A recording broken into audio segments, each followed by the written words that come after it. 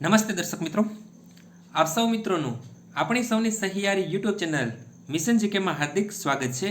આજે મિત્રો આપની સમક્ષ એક જનરલ નોલેજ માટે અને એક લેટેસ્ટ અપડેટ કહી શકીએ તેવી મિત્રો એક આપણે નવી અપડેટ લઈને આવ્યા છીએ કે પોસ્ટ ઓફિસનો મિત્રો એટલે કે પોસ્ટ ઓફિસમાં જેમનું પણ મિત્રો સેવિંગ ખાતું છે તેમના માટે એક નવો નિયમ આવેલો છે। શું છે નવો નિયમ અને મિત્રો શું તમે જો મિનિમમ બેલેન્સ તમારા સેવિંગ ખાતામાં નહીં રાખો તો કેટલો સર્વિસ ચાર્જ ચૂકવવો પડશે તેની સંપૂર્ણ માહિતી આ વિડીયોમાં સામેલ છે।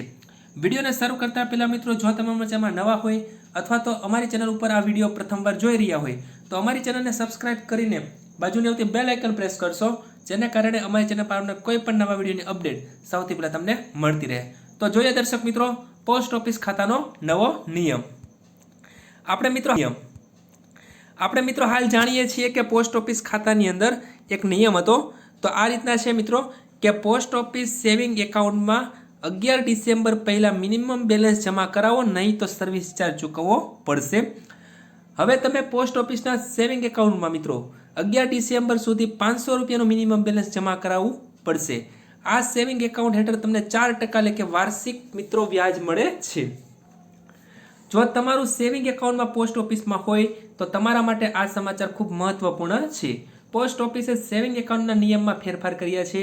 આ અંતર્ગત તમારે 11 ડિસેમ્બર સુધીમાં પોસ્ટ ઓફિસમાં બચત ખાતામાં મિત્રો મિનિમમ બેલેન્સ 500 રૂપિયા રાખવું પડશે।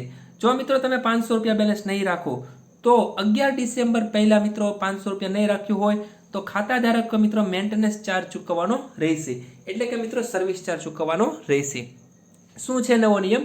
તો પોસ્ટ ઓફિસની વેબસાઇટમાં જણાવ્યા અનુસાર હાલના નિયમ મુજબ જો નાણાકીય વર્ષના અંત સુધીમાં મિનિમમ 500 રૂપિયાની રકમ જમા કરાવવાની નહીં આવે તો નાણાકીય વર્ષના અંતિમ દિવસે ખાતામાં 100 રૂપિયા મેન્ટેનન્સ ફી કાપી લેવામાં આવશે।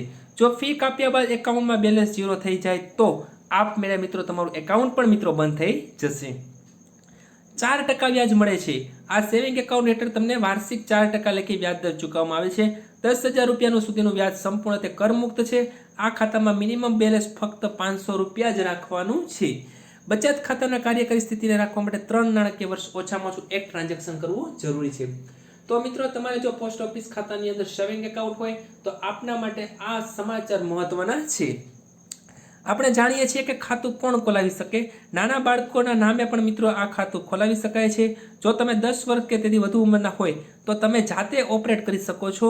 2 લોકો મળીને જોઈન્ટ એકાઉન્ટ પણ ખોલાવી શકો છો। તમે એક કરતાં વધુ એકાઉન્ટ પણ ખોલાવી શકો છો। તો આ રીતના મિત્રો નવો નિયમ આવેલો છે। તમે જો મિત્રો મિનિમમ બેલેન્સ 500 રૂપિયા પોસ્ટ ઓફિસના સેવિંગ ખાતામાં નહીં રાખો તો તમારે મિત્રો સર્વિસ ચાર્જ ચૂકવવાનો રહેશે, અને સર્વિસ ચાર્જ જે છે મિત્રો એ વધુ રહેશે।